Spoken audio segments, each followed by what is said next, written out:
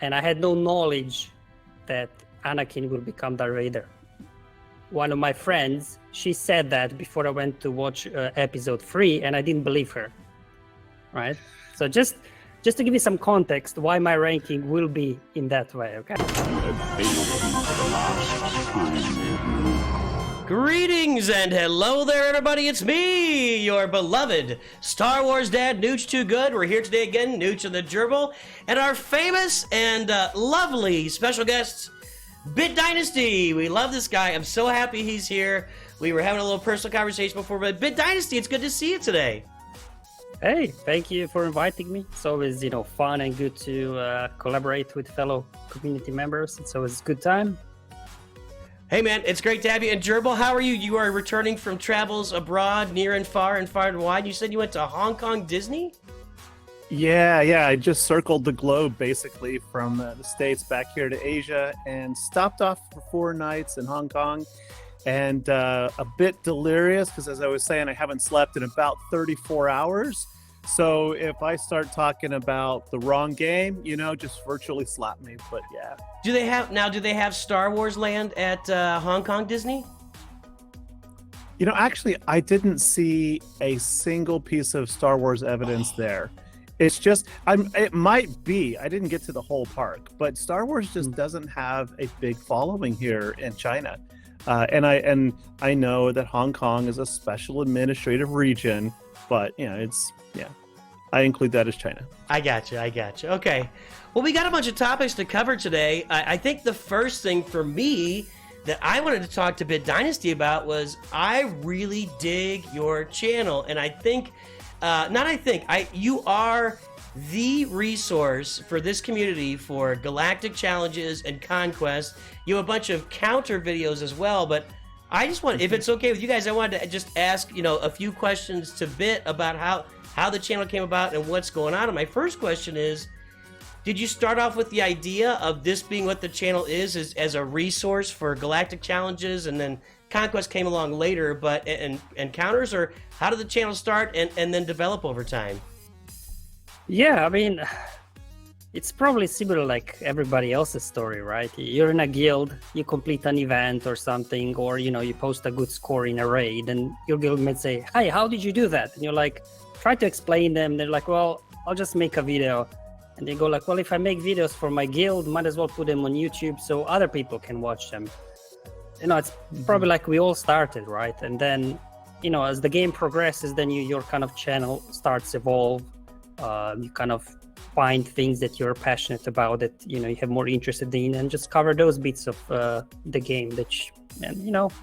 As long as you put out good quality content, people will always come and watch. That's what I think, at least. So that's how it all started. And I think really. I'm going to double down on what Nooch said. I think you put out amazing content. It's consistent, it's reliable, it's well structured. And if I were to make a list of like maybe the 5 or 6 essential swgoh YouTube accounts to subscribe for just personal safety in this game, to not kill yourself trying to beat these events, I would have to put your channel in there. Absolutely. I mean, you have been a go-to for me. Many a galactic challenge. My dying question actually is, how do you come up with these solutions? Because so many of them are rather insightful, and it's like, you sometimes recommend just the most obscure leadership, and I'm just like, didn't even know they had one. So how do you do this? I mean, it's experience, right? Because we've been doing these challenges for so many years, and anyway, it's kind of starting to repeat already. Some of the challenges, same thing in conquest. Some of things are kind of being recycled a bit, and you just start off, okay, what the feat is. That's how you start. What feats do we have to complete, right? And then you just go from there. What unit can do that? You go like on swgoh GG. And you can filter by abilities or something, right? Like what unit can, land the days or something. And then you can just see, is there any overlap between other feats and things like that? Or for galactic challenges, what the issue is, like what unit on the enemy side is causing the problems or is the biggest threat. So what unit can counter that? So it's just more like taking it bit by bit until get to the solution really. And also, of course, the community as well. They come on my Discord channel, as well as swgoh events Discord channel. They also, people there testing things out. So it's, I'm not gonna take and say that I come up with absolutely everything. It's really, getting some help from community as well. Yeah, that's I would think Gerbil and I would say it's similar to our experience as well. Just putting stuff together. Gerbil's been heavy on the raids here, and if the community's not there, then what's the point of doing any of it, right? I get it. So, yeah. I have a question for you before we move on to like game stuff. But so, what are some of? I know I get into Galactic challenges, and honestly, generally speaking, because I'm managing multiple accounts, if I get the gold stripe box with 2 Omicrons, I'm generally satisfied with that. And I always realize I could push forward a little more. But what are some of the biggest pain in the butt feats that come out for? I mean, I know what they are for me. I think I know what they are for me. But what are some of the most challenging ones to find solutions to? Or is it all easy for you now? You look at it and go, oh, I know that I need this for that or this for that. Yeah, I mean, I think the ternary meter removal, but I don't think we had that one in a while. That one sometimes was a problem because especially we had no feed tracker or something, so you had no idea. And then something counters ternary meter removal and some doesn't, so that one was always a bit of a pain, I think. But otherwise, I think now probably with the fleet, the evasion one, that one sometimes can be a pain. Especially like if you can't stall long enough because enemies die from damage over times, or if they're not tanky enough to survive, or if they hit so hard that if you try to stall you get decimated. So I think the evasion one with fleet has been the most challenging one recently. I mean, TIE Defender kind of helps us there now, but before we had TIE Defender, I think that one was definitely an annoying one. I'm on board 100%. The fleet evasion, I think I just skipped it. I think I just did everything else, got my gold stripe crate, and moved on with my life. I'm like, not even going to try this. This is a mess. Yeah, I remember a recent fleet evasion that I did with, I don't remember which capital ship it was, but it was Raven's Claw was like, the unsung hero with that one. And I this last week when we had that again, I was still on holiday, and I was like, oh yeah, I can nail this. So I threw my Raven's Claw fleet in there and just got blown away, and I was like, okay, back to vacation. Skip. So I don't know if they changed it or something, but if there's one thing that Gerbil loves in this game, well, 2 things. It's Ewoks and the Raven's Claw. Those are like his 2, the things he loves. Yep. So it's true. The Ewok one where Tebow can solo the Jawas. I have to say though, that's just beyond annoying, but kind of creative. All right, so I haven't seen that one. I don't know what you're talking about. Yeah. Oh, it's the one where the Jawas, when the thermal detonator explodes, they recover health and protection, and so you want an incredible. No, it's not Tebow. Sorry, it's Poplu. You want a really slow Poplu. Okay. Yeah. Oh yeah, that you makes sense. You put him as the lead. Yeah, he's the lead solo, and he can beat that squad. Okay, that makes sense now. Poplu, yes, that makes more sense than Tebow. If there's ever a sneaky Ewok team, Gerbil will have found it somewhere along the way. Anyway, what was next on our? Do you have any more questions here? I love this conversation bit. And I really love to hear about your channel. But did you have anything else, Gerbil? Yeah, I was just going to ask: is there any one galactic challenge that, when it comes around, you look at it and you're just like, nah, I know how to do it, but I'm not taking the time. Just not worth it.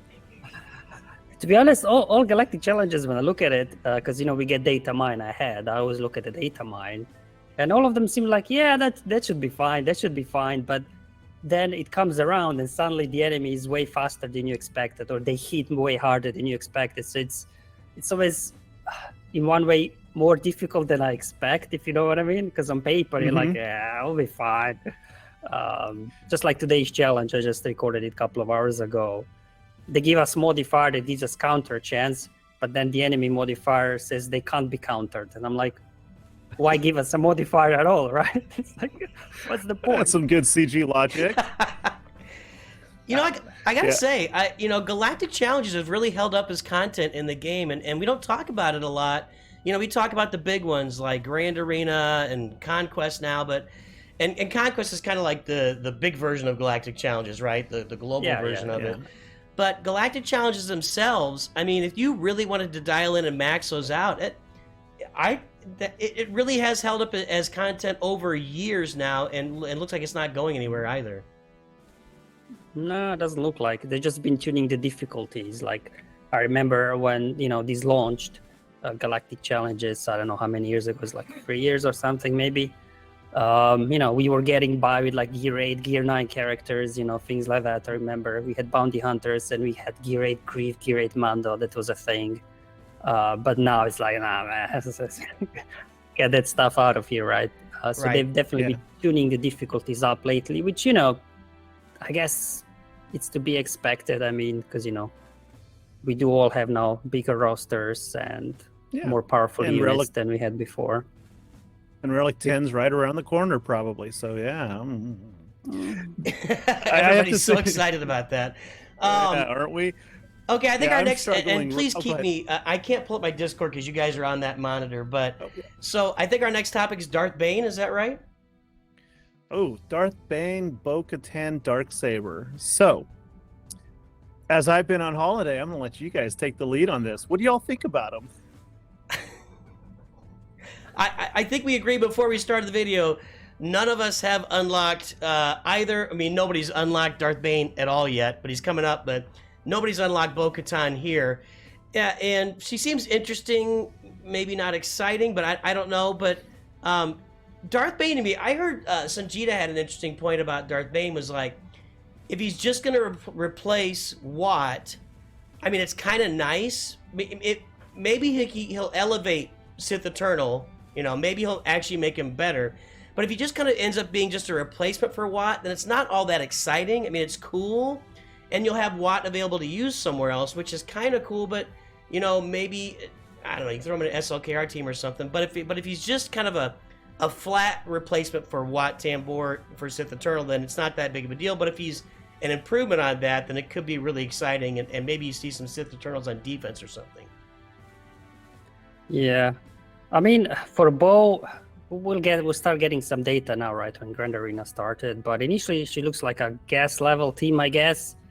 But apparently, she can beat Lord Vader. So if she can beat Lord Vader, any comp, any Datacrons, I think that's a huge impact, because then we won't be seeing Lord Vaders on defense anymore. Same like you don't see Malgus anymore since everybody got Jedi Cal, right? So that could be a huge impact. You could say meta changing, because if you don't see Vader on defense anymore because you've got Bo, right? So potentially it could have a huge impact, but obviously everything is subject to Datacron these days in Grand Arena, so we'll have to wait and see. But I'm pretty sure we're getting Mando Datacron set soon, I would expect so. Yeah, I would expect the next set will be Mandalorian focused. With regard to Watt being replaced, I think that is actually only a temporary thing. Not temporary that he's going to go back to the C team, but I think it's a temporarily benching of Watt Tambor. So I don't know if you all watched Arnold's video today. He was talking about, are we getting a baby Kenobi, right, from Phantom Menace? And I was like, well, yeah, possibly. I mean, I don't know that we'll get that character, but I've been kind of screaming for a while that I think that this year is going to be all about Phantom Menace, and I think we're going to get the Resolute and Admiral Trench's ship. I don't know which order. I suspect the Resolute first, but the year I definitely believe is going to be focusing on Galactic Republic Separatists. And so I kind of suspect that what they're doing actually is they're freeing up Watt so that he can go join a proper Separatist team again. I mean, that makes the most sense. He's always just kind of been this. He is one of the few remaining plug and play characters. When we first started playing, everybody was plug and play, and they just eroded that over time. And I think once we got the Revens came out, that all just went. It was just gone. It was like nobody's plug and play anymore. You got to have the team built this way. I mean, there's some obviously, but Watt and Armor are kind of those last standing. You can put me anywhere, and I'll make your team better. Maybe Commander Ahsoka, I guess, is another one that can elevate multiple teams. But yeah, maybe that's true. I agree with you. You and I have talked a lot, and I don't know if you've seen us talking or it out there a bit, but it does seem like this would be a great year for Phantom Menace because we don't have any of that content. We have no Gungans. We don't have any Naboo stuff in the game at all. Like, do we have any Naboo stuff in the game? I don't think we do. I don't think so. Well, we have no. I was going to say Mando Starfighter, but we don't have that. Yeah.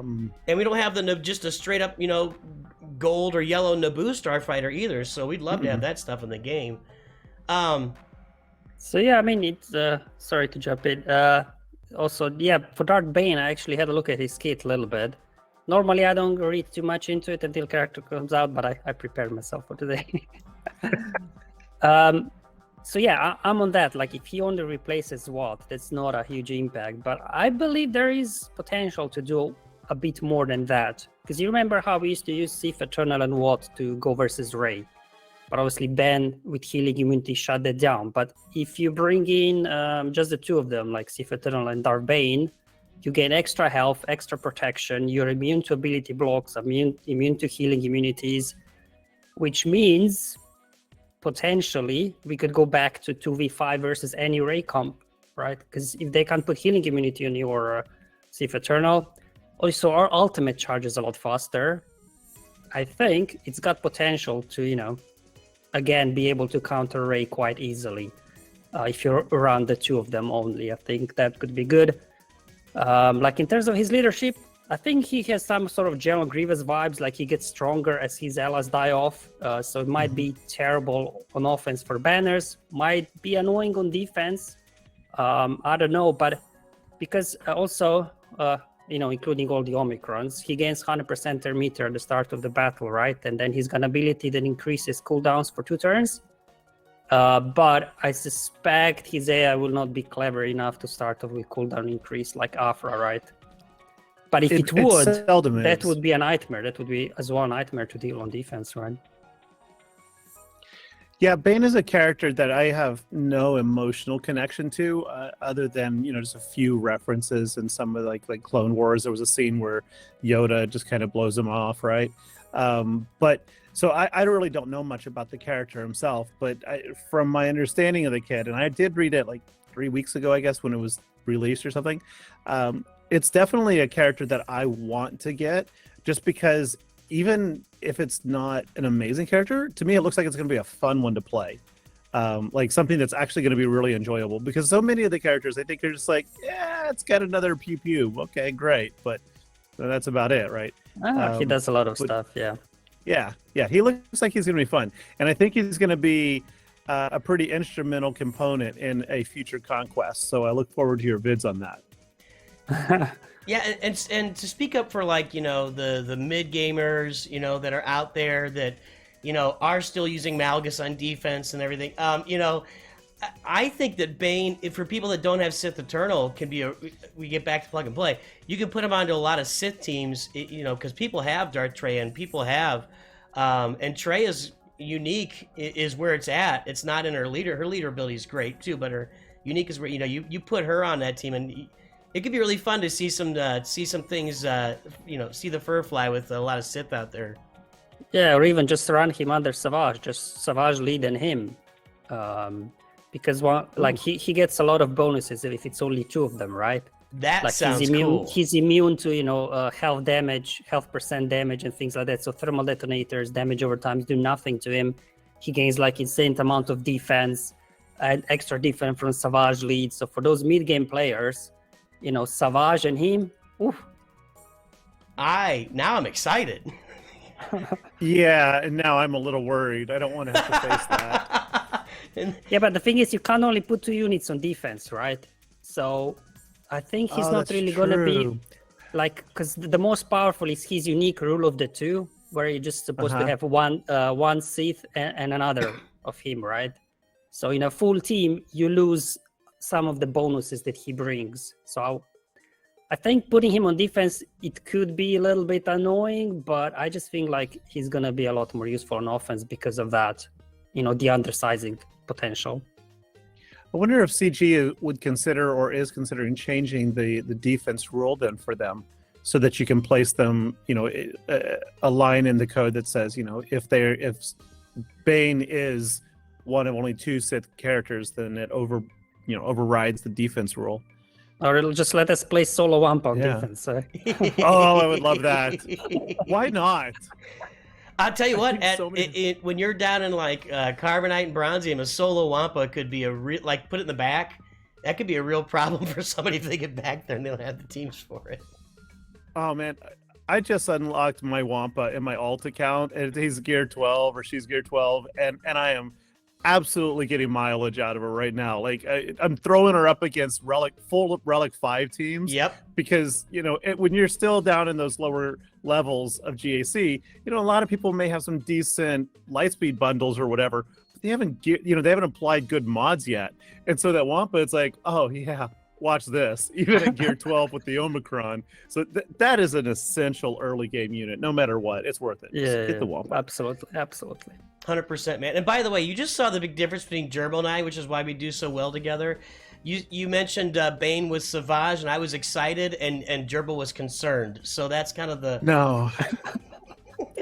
So I have lost so many battles to Savage where, like, I don't even think I've read the kit. And this is, like, my fault. Like, I'm really stupid about these things. Like, I'll be sitting in the battle just hitting my head on the desk going, why won't they die, right?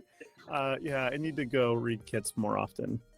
So, yeah, that does worry me a bit. Well, I don't read kits at all. I'm just I just open the toy and start banging things with it. I don't. Yeah, that's my. All right. Well, what's our next topic? I'm trying to look here, but I'm not there quite yet. So it's 2024, and that means we have a wonderful opportunity to start fresh with whatever we want.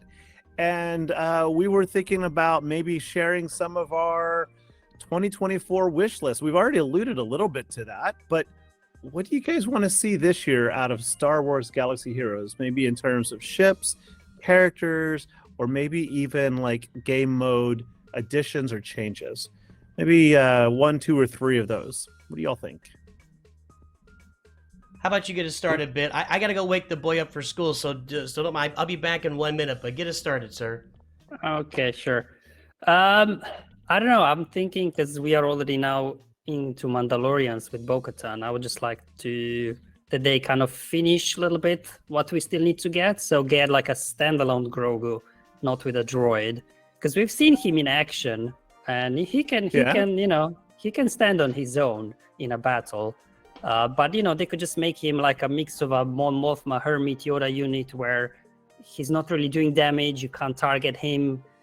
Things sort of that nature. He can dispel, heal, and things like that, and have some sort of synergy with Mando to protect him, like he did in the series with some bonus protection, damage, immunity, or things like that.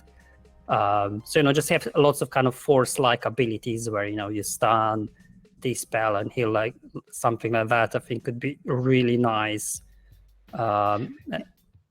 I think I read somewhere that they were hesitant to add a standalone Grogu because they didn't want the image of people shooting and beating up a kid. And I was like, well, we got Omega. Yeah, what the heck? Yeah, I was like, so I didn't buy into that one. But I think that Grogu would be a lot of fun. He's 50. He's not a kid. He's 50. Yeah. Yeah, but that's what I said. Make him like a Mon Mothma or something, right? Where you can't really target her, and then he just escapes the battle or something. Or make him even immune to damage. Like even AoEs, unavoidable damage, just can't do damage to him. It's like, do you know what I mean? Like unless they have a scout trooper. If they have a scout trooper, then he can. You don't remember? Well, There's a scene where little Grogu's in the well, they bag smacked him and around, like, but yeah, they. Good lord. Oh boy. Yeah.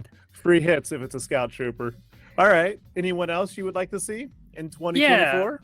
Yeah, and then like I said, just to continue leading up to Galactic Legend Mando, we need some more new units. So just bring High Magistrate Grief or something, right? Again, from the Mandalorian, and then those, including other Mandalorians, would eventually unlock Galactic Legend Mando. That's what I really want to see, Galactic Legend Mando, to be honest. Oh yeah, that's so you're on Galactic Legend Mando team. Okay. So yeah, that's why I included the other two, because obviously if I say I want Galactic Legend Mando, it means we need some units to farm for him, right?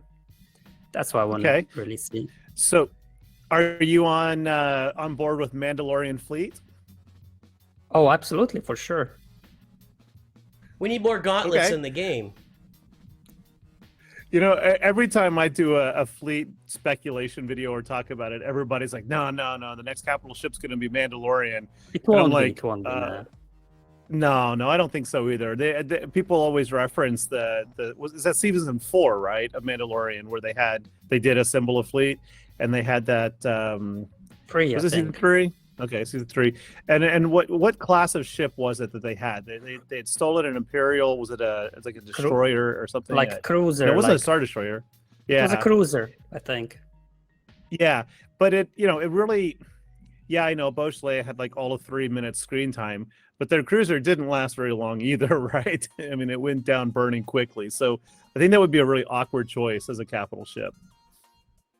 Yeah, I said I would love to see it, but I don't think it. There are other fleets, I think, that would get added to the game first, before actually that happens. Separatists, Trench. Yeah, Trench seems like a at some point is just going to be I mean, he's Admiral Trench. At some point, they're going to have a capital ship for him. I don't see that.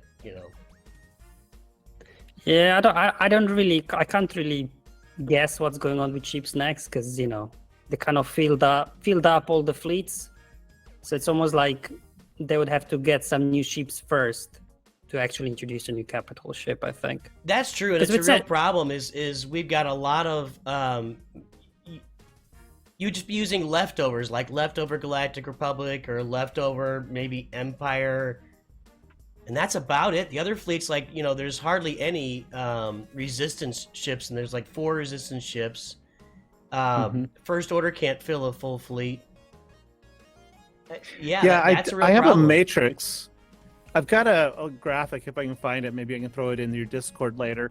But I made a matrix actually showing all of the fleets that, as I play them, and it's assuming that there's never more than 5 ships to a fleet.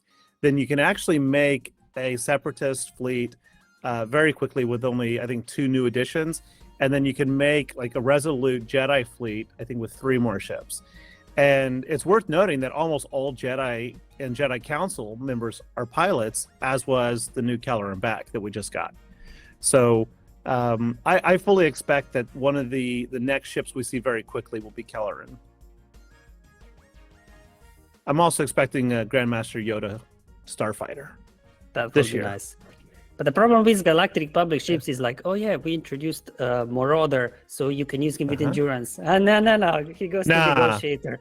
I think that's one of the challenges we have with Galactic Republic ships. Like whatever they will introduce, we'll just stick with Negotiator, right? Yeah. Well, I mean, Cal is not going to work well with Rey, right? And Leia is not going to do well on defense. So, I mean, there's irony in there if people are confused. But otherwise, sarcasm. For separatists, we kind of have 2 separatist fleets if we really have kind of the droids and the geos. So you add another droid ship like Malevolence.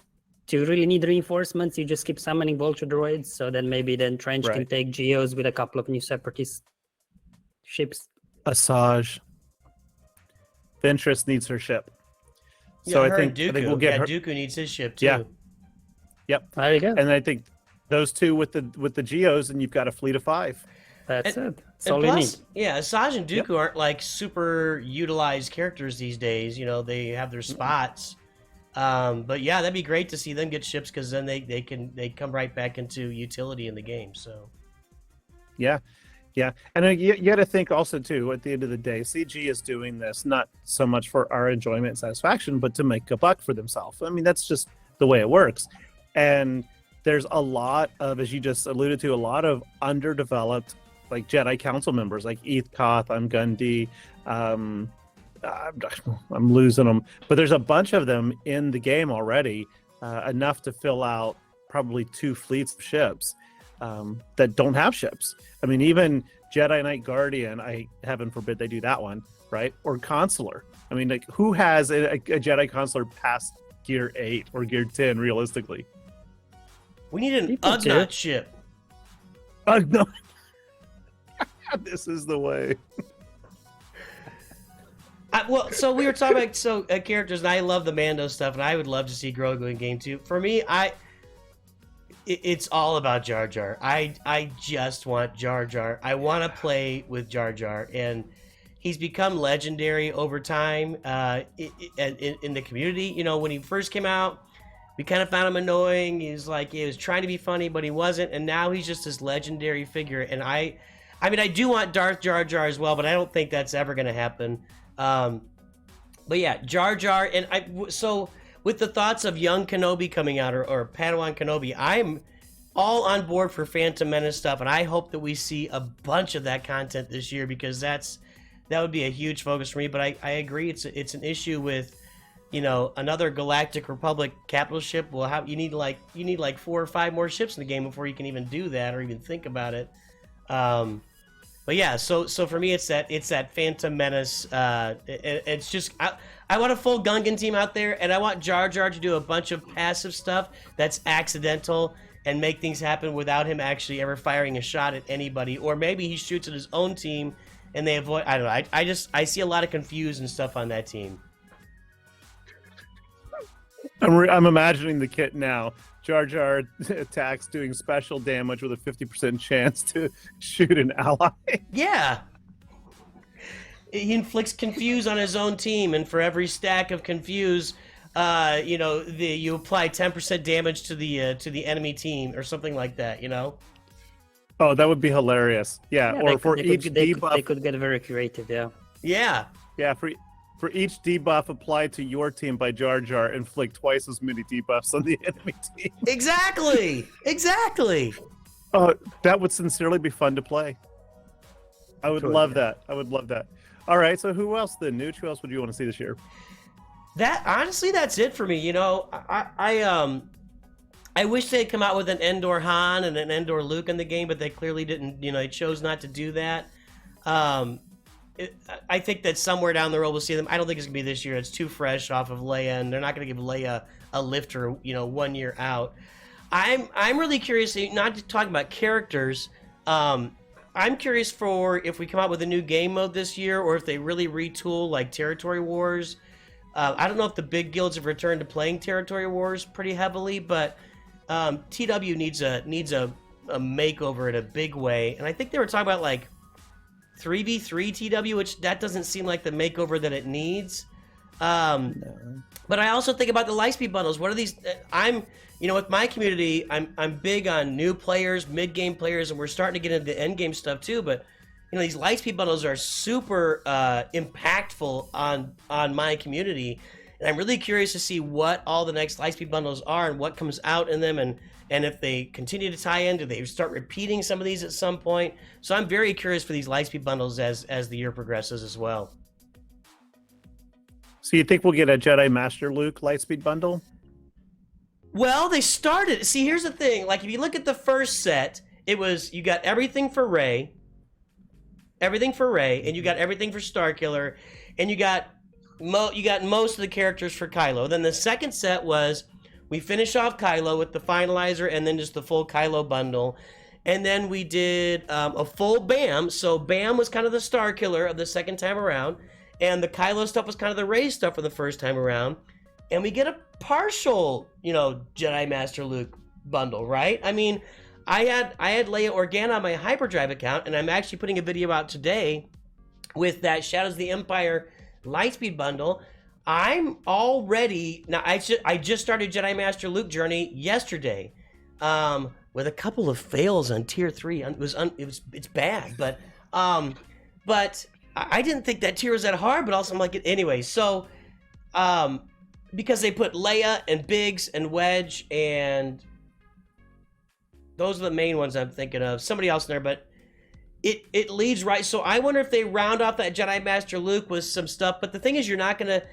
How do you round it out? Do you round it out with like maybe an Ewok, like a 3PO bundle with Ewoks, or a Chewbacca bundle with bounty hunters, or a, you know, because those are journey characters. You just gave us a CLS journey. Are we gonna get other journeys? Because that, you know, what does it consist of? I guess is if you go to Jedi Master Luke, he's got a Y-wing and Mon Mothma. I don't know, but I think that's possible. I could also see a Sith Eternal, and I could see an Executor finish. You know, we just got his. over half the way to the Executor with the Finalizer bundle? Do they finish off Executor and give us that stuff in a bundle next? I think they do need to push more Executor stuff. I think that they need to make it more accessible for early gamers, which I think is the point of those bundles with all those bounty hunters and the ships. I don't know. But what are your takes on the Lightspeed bundles? I mean, they're excellent value. Obviously, no, no use to me personally, but if I wouldn't have anything of that, like getting something for if you are willing to spend in the game, that is, for $10, $20, $30, $40, you could easily get 1 year worth of progress. So if you are to spend money in the game, that's the way to do it. Then obviously there's then the issue then with Zetas, I guess, and mods. That's I guess another situation, but at least you get a head start with those things. But just like you get rid of one bottleneck, but then you hit the next bottleneck. So it's all about managing bottlenecks in these games, I guess, the best that you can. Yeah, it's not a strategy game, it's a resource management game, right? Well, yeah, and so it's we're heavy on Lightspeed bundles on the channel, and it's I don't know, it's all really interesting. And yeah, for endgame, it's just not, nobody even thinks about it, but a lot of people have gotten these rosters, and still I haven't unlocked Rey and Kylo yet, just because I'm like, what's the purpose? I'm on my Luke now, and I've got I literally have one Zeta, enough for one Zeta on my roster. So why am I going to go out and unlock Rey and Kylo and everything if I can't even equip them with let alone them with 6 Zetas? And I got to get Kylo on a mass Zeta, I got to get Hux's Zeta, I got to get, you need like 9 Zetas for that team to work, and the same with Rey. So yeah, it's really interesting as far as resource management with new and mid game players, and I'll tell you guys, I've been watching the money. CG's been making $6 to $7 million a month on this game for a long time. It bumped up to 11 million in October, and I think it was 10 million in December. So they're making money on these things. Yeah. Oh, absolutely. Like I said, it's about the money, right? And looking back at those, I just pulled up the character rankings here of the most geared characters in the game. Can you all guess who that is? It should be almost a no-brainer. Who's the Darth number Vader. one most? Yeah, of course. There are presently 513,000 Gear 13 Darth Vaders in the game. So 500,000. Okay, 513,000. Now, if we put this, that's for context. So if we flip down to the bottom end of the list, which is where the money opportunity is, right? Because people want to buy gear and rush through, right? Of course, Darth Bane is at the bottom. He's not out yet. Then we got 900 Gear 13 Bo-Katans in the community. Woo woo. An amazing 1,250 Jedi Knight Guardians. All right, but after that, then we get some more recent characters. We got the IG-12, Keller and Beck, Paz Vizsla. So the recent people, that's expected. People don't have access to them. But then very suddenly, in the top 15, you've got Jedi Consular, who I mentioned at 15, Kit Fisto, Imagundi, Eth Koth, and Clone Wars Chewbacca. And it's like right there. Money. So, yeah. Yeah, and I'll tell you what I geared them all to 12 just to be ready. And I think that's why they issued the Rey bundle, and the Rey bundles as the first one, where it cost you what, $40 to buy all of them, but nobody was farming Rey. There were new players, mid-game players. Nobody had Rey unless you were basically here within a year of her being released, because her farm doesn't go anywhere. Like, at least, Kylo's farm leads you to Finalizer. Other Galactic Legend farms overlap. Her farm, other than Houndstooth, there was just zero overlap with anybody else, and nobody had Rey. So everybody bought Rey because nobody had her. Like, all the way up to like 6-7 million players in the game. 10.5 million GP. I didn't have her. Yeah. So I bought the bundle. Yeah. Right. I was like, wow. Okay, there's a free GL.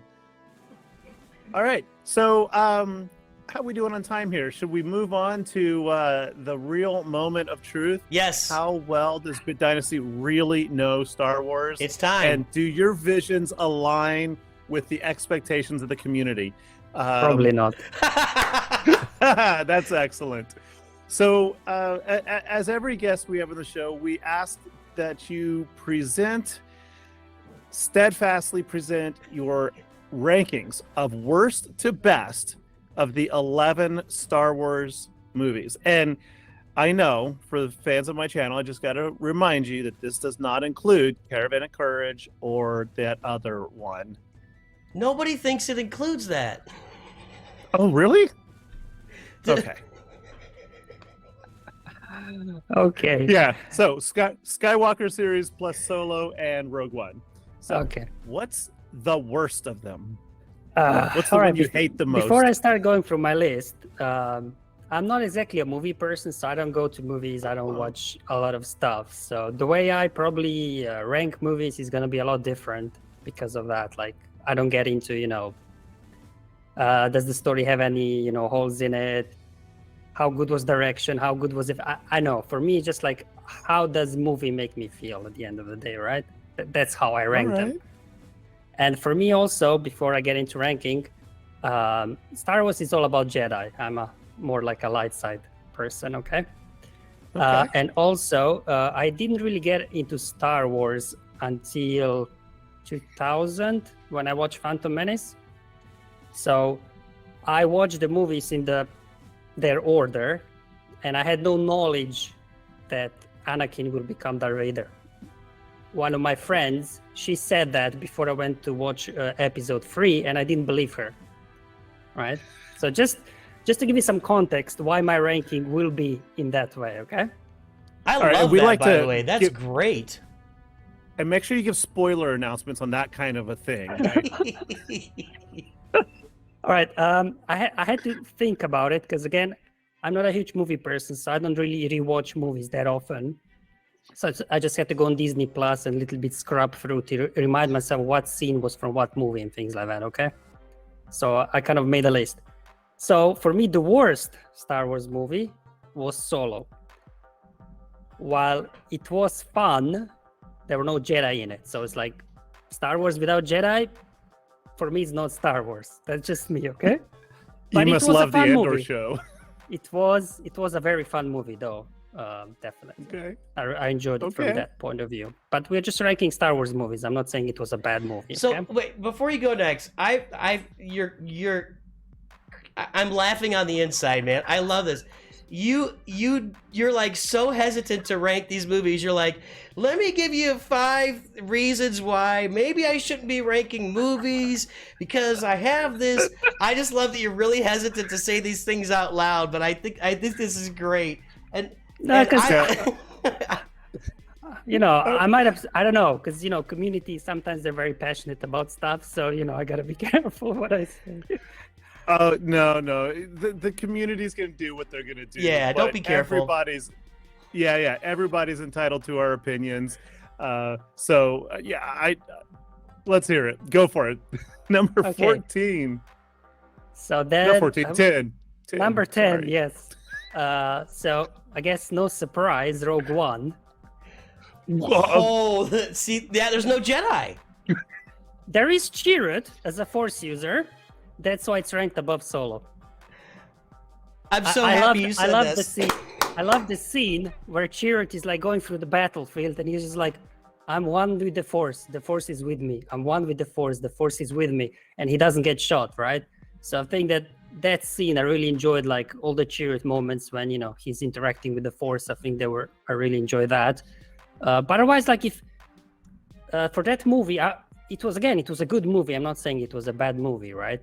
But if you take it away from Star Wars universe, I would never watch it. It's just another war movie from that point of view. From my point of view. I'm pretty close to rescinding everything I just said a moment ago. Yeah. Well. He can't talk. So I love it, man. we had Celiac Sarah on, and she gave a ranking that my son was like puking about. So I think it's great. I love Rogue One. I like Solo, but I just think it's great that you've come out hitting hard. This is hard hitting movie ranking with Bit Dynasty. We're learning something new about you. Rogue One, next to last. That is tremendous, and I can't wait for the comments on this video when people get to this point. What's number 9? Let's hear number 9. Or Gerbil, do you have more to say? Or did you find something to say? So number 9 Number 9. Before I reveal it, remember when I said that I didn't know Anakin will become Darth Vader? Yeah. So I remember I started with Did you say episode that? 1, episode 2. Anakin became my hero. So Revenge of the Sith killed my hero.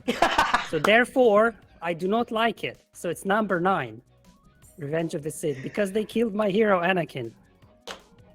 Hallelujah.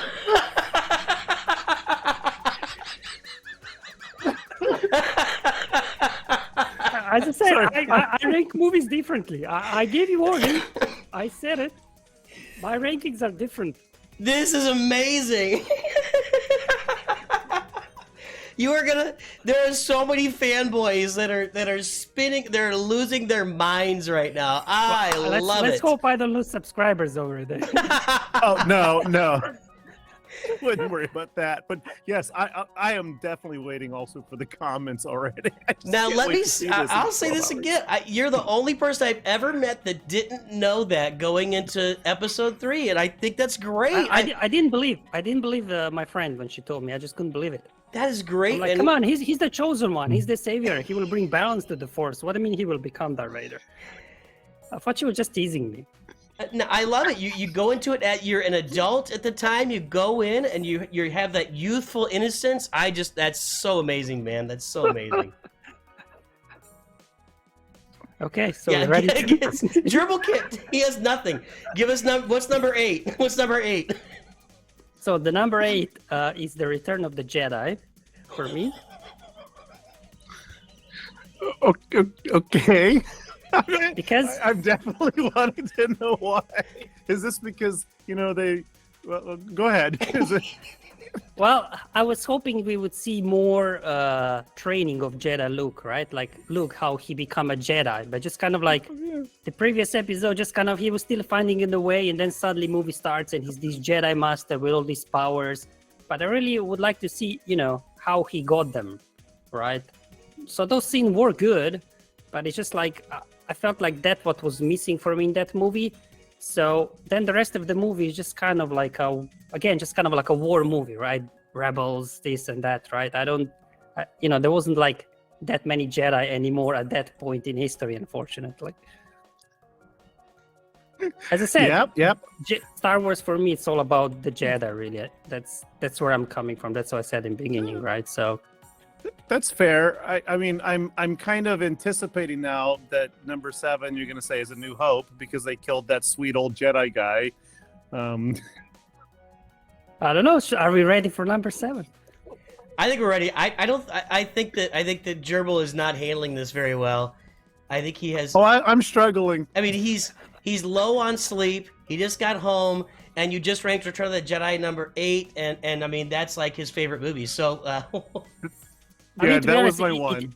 It was hard to rank movies because they're all good movies, but you forced me to rank them, so I have to, right? It's what it is, right? Yep, let's go. What's 7? Let's do it. Yeah, what's 7? Force Awakens. This is number 7. We haven't even gotten to. Wow. Okay. Yeah, holy cow. Oh, dear. So, Force Awakens, while it was fun because of the nostalgia, right? Bringing all those old characters back. I also feel like it kind of did a good job of bridging between all the new characters. Like, for us that we've seen the first 6 episodes, we know the characters, so they had to give some of the nostalgia element. But then they also started introducing, some of the newer characters, or maybe somebody that's just getting into the Star Wars. So I think from that point of view, it kind of did a good job. There was a bit like maybe why I didn't rank it any higher is like First Order is like, what do you mean? But Empire was defeated, right? Well, what is this First Order? But obviously it feels like that Mandalorian and Ahsoka TV shows kind of slowly, filling in those gaps. Because I think one of the episodes we even see Hux right at the table of the Imperial Remnant. So it kind of starting makes sense. You can actually see how First Order came to be after the, leftover from the Empire. Even though the Empire was defeated, it was far from actually being without power and influence in the galaxy. I'm going to make a recommendation right now. You need to add some merchandising on your channel if you don't already. You need a t-shirt that says, The Force Awakens, it did a good job. Because I don't think I've heard anyone say that. Bit Dynasty fully embraces the sequels. How about their Bit Dynasty endorses the sequels? Something like, yeah, I love that. Yeah. Well, you're absolutely spot on, though, in that, yeah, so they blew up the Death Star, they killed the Emperor. It doesn't mean suddenly that 30,000 Star Destroyers floating around the galaxy are worthless. Well, we're not there yet. We're not there yet. Okay, number 6. The Last Jedi. And Okay. it's kind of like they killed my hero again, right? Luke is gone. And also, like, I didn't like the fact that they just made him like a grumpy old man. The guy was a Jedi Master, right? Yeah. He just wouldn't become a grumpy old man like that. Even after, the story when they reveal what happened, I don't know. I didn't like it, to be honest, from that point. However, it is ranked a little bit higher up because at least at the end, he does get redemption when he faces Kylo in the end, showing, his real wisdom, Jedi wisdom, and the mastery. So I think that moment was very, very cool. And as well, Yoda makes an appearance, I believe, in Jedi as well when they're talking to Luke. So that was a very nice moment as well. That's why it is kind of middle of the pack on number 6. Okay. All right. Okay. So 5 left. We've still got one of the sequels, 2 prequels, and 2 original trilogies. Okay. So number 5, gonna- Attack of the Clones. Number 5. Okay. So this movie, I like Dooku as a character. I think he's kind of nice. Like, he's not like this evil, crazy Sith. He still has some sort of morality or code he goes by, right? So I think, even though he's like bad, I still kind of like him as a character. He seemed kind of cool. And then also I really enjoyed that Kenobi and Anakin interaction, kind of like almost like a father and son, right? Kenobi's trying to teach him the ways, and he's a little bit like, has his own ways of handling business. So I think those kind of interactions were nice there in this movie. But the one thing, again, like similar like with First Order, is like, how come nobody knew about these clones? It's like, how can just some Jedi go and order and pay for this amount of clones, right? It's like, how?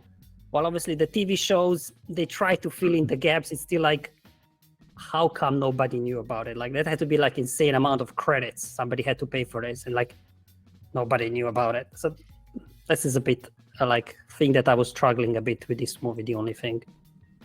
Okay. Yeah, fair assessment. I think all that's fair. I think at this point, Bit, we're just anticipating the. I don't even know what to say anymore. You're just not surprised anymore, basically. Well, I'm surprised.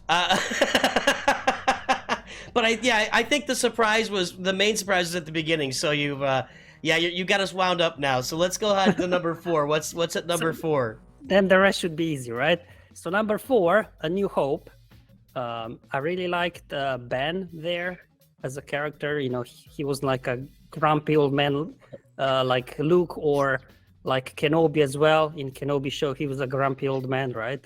But actually Ben here, he was like, he showed like you would expect from an old wise Jedi to be like, right? So that was nice to see there. Although obviously young Luke was a bit whiny, but that's okay. I guess he was young, so let him be. I found Jawa was a bit annoying, but actually what I did enjoy is Han and Leia's characters, like, the chemistry between them. They really, I felt like kind of, for me personally, made this movie, them as the characters for me. I think they were very fun. Yeah, very cool. I think it's interesting because you rank it so high because there's no Jedi. Well, there's one Jedi, but it's not really a movie about Jedi. It's kind of introducing Jedi. For me, it's the first movie I ever saw, and so it ends up always at number 2 or number 1 for me. But I think it's really I love your perspective of never having seen it until 2000, when you're already an adult, you're already an established human being, and so New Hope still comes in high, and that's awesome. Yep. So how did you feel when Ben got, run through? First of all, I was like, no. But, after a while, you kind of have a thought, I guess it made sense because he became something more than a human body, if you know what I mean. Because he said, I will become more powerful you could ever imagine. And first it's like, what? But then you actually realize that that's what Ben wanted to happen, right? Yeah. It's not like that he surrendered, right? That's what he wanted to happen. So then he could then become, one with the Force, but still keep his form. So he could then actually communicate and guide Luke, through the distance as well. So I think it's definitely a moment that took me a while to kind of get my head around exactly that was supposed to happen from Ben's perspective. I think it's so cool that you saw this stuff fresh. I just think that's great. I think that's great. Yeah. What are we on? We're on number 3? Number 3. Empire Strikes Back. Obviously ranked it high. Okay. There's a movie I'm waiting for. I can't believe we haven't heard it yet, but let's keep going. Yeah. Obviously, I love the Yoda training Luke. I really enjoyed it. It's like one of the best moments in Star Wars movies. I really enjoyed it from that point of view. What? So let me ask you this. So for you, it was like, Darth Vader's Luke's father, right? Like there was no surprise in that for you, right? No, obviously, because I watched them in 1, 2, 3, 4, right? So I knew it at that time, of course. I don't know what to do with that. You see, because for me that was like the thing, like back in the day, and that's how I relate to that movie. And I think, my generation that grew up with it, didn't watch it later. It's that still remains the thing about that movie. Is to me, it's the greatest twist that's ever in a movie that has ever happened. So I don't know. It's always interesting to me to hear that. I knew it going in. He was his dad. No, whatever, no big deal. Luke could be upset. Yeah, but on the flip side, for me, when I was watching Revenge of the Sith, I didn't know, right? So it's kind of like the same situation where you just go like, what? All right, so it's that sort of thing. Yeah, that you watch the movies in different order, then suddenly you see things differently. You feel movies differently, I guess. Right. Yeah. Super interesting. Yeah, Sarah had a very similar take on that. She watched them. I think she watched which one was it? Episode 7, I think, was one of the first. That was her first movie. Yeah. Yeah, and she had a very different perspective as well. Cool. Okay, so we got 2 movies left. Yes. We got the Phantom Menace. Yes. And sorry, which one is the last one there, Nooch? I know you're waiting to hear. What's number 2, man? Rise of Skywalker. I thought I knew that. Yeah. Okay. Let's load up the comments, everybody. Start clicking. You might like disable comments. Okay. So. Okay. I respect it, but I gotta know how is this? So for me personally, it was kind of like a very good ending to the whole Skywalker saga, the way everything came together. Also had like lots of good moments in it when you saw kind of like Leia training Rey, right? So we've seen that part of Leia we haven't seen before, that she did have a knowledge of the Force and everything. And as well, I find the moment with Ben and Han, when kind of Han came as a memory, not as a Force ghost, to Ben, and obviously kind of talking to each other. I think that was a very touching, very moving moment. Then as well, Ben redeeming himself, getting back to the light side, and obviously Rey in the end facing the Emperor. The whole scene with I'm all the Jedi was really strong for me. Like when you hear all those Jedi voices, and she goes like, and I'm all the Jedi. Like you can then really feel like all the power, the Force, colliding with all the Sith from the Emperor. So I think it was a good kind of ending. After his kind of like ups and downs, if you go analyze the story of what they wanted to do with episode 7 and 8, I think it kind of did for me personally. It kind of made sense, the ending, and I really, really enjoy that bit. All right. It's always good to have contrasting viewpoints.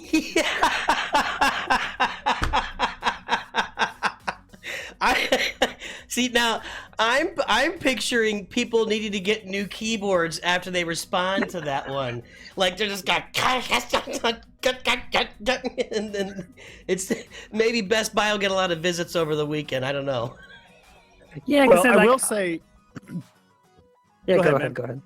All right. I was just saying, I think that one of the best memes ever has come out of the movie where somebody, I can't remember, throws is it Ben? Throws the lightsaber into the water, and then suddenly out of nowhere you see General Grievous running and jumping into the water to get the lightsaber. That is hilarious. Oh, I've seen that. I think I've seen that one. Yeah. Okay. All right. So what were you gonna say? No, just say like again, I view movies differently. Like I don't go like analyze too much. It's just that's how it made me feel in the end. It just kind of made sense the way story ended, and you just kind of feel like okay, we can now move away from Skywalkers. Although Rey did say she was a Skywalker, so I don't know what they will do with that. But do you know what I mean? Like leave that lineage behind. They kind of killed off the old characters in a way that made sense. So. It's all right. Well, I think I applaud you because it's true. It's a work of art. It's entertainment, and what matters is your personal experience and what you like about it, not what other people tell you should like. So awesome. So I'm struggling to figure out number one. Phantom Menace. Oh, right. It's the year of Phantom Menace according to you, so I guess it fits nicely with the theme here. Yeah. Yeah, you should enjoy this year, I hope. Yeah, the reason I guess why I ranked it one because it was my first movie. It's how I got into what got me to the Star Wars maybe, but also in general, like I just feel like it's a very light, positive, and uplifting. There isn't really like a whole lot of drama comparing to the other series, so just kind of easy to watch. I love the Qui-Gon Kenobi combo. I think it works really nice. Really enjoyed. I was not happy when Qui-Gon got sliced in half, but it's a part of the story. Because definitely do love Qui-Gon as well. So there you go. That's my list. Well, the good thing is that they fixed that later on. Now nobody dies when they get stabbed by a lightsaber, so we're good. It was upsetting when it first happened, but now we've established that getting stabbed by a lightsaber, A-okay, no problem. Yeah, if you're a Sith, you come back. If you're a Jedi, you become one with the Force. So it's all good, right? Something like that. Or if you're a Mandalorian, you just get repaired. Yeah, you're fine the next morning because Bacta, and or if you're a Grand Inquisitor, you've got two stomachs, so who cares? Who cares? You're fine. Well, I gotta say, Bit Dynasty, I enjoyed this. I love talking to you about your channel. I like talking about the game, but this last 20, 30 minutes of your movies, sorry to Celiac Sarah, you've been usurped. You've been usurped by Bit Dynasty. This was I love your movie rankings. I think it's so awesome, and it's really funny because there are going to be upset people, and I really find that funny that people get upset when somebody disagrees about an opinion about movies. And I do understand, there's a lot of vitriol out there or whatever, but man, I'm glad you came out and gave us exactly what you think, and I think it's tremendous. And wait, what was number 10 again? What was number 10? Rogue One. And what was number 9 again? Revenge of the Sith. Yes! All right, I'll leave you guys. Those are my parting words. Do you have any parting words for us? But anything to leave us with today, Gerbil and Bit? Yeah, go ahead and plug your channel, man. Where can people find you? Well, after this list, I'm not sure I want to be found, but if you do, well, it's Bit Dynasty on YouTube, really. All right. And then you have a website, too. Oh, yeah. It's swgoh for Life. So basically, just to quickly explain how I established this website, 3v3 Grand Arena started. Every time it came around, I'm like, well, what works with 3v3? Why don't I make a website where I record my 3v3 battles? Because YouTube is not great for historic content. And then it just kind of grew from there. And now, have everything there, territory battles, raids, conquest, everything on there. Just kind of, it's like a library of my videos where, you can go in and easily find them. So it's swgoh for Life. Yeah, that's a great resource. So thank you for doing Agreed. Yeah, well, I'm happy to hear it's useful because it is taking a lot of time, especially the conquest stuff. So it's good to hear it. People do find it helpful. Yep, for sure.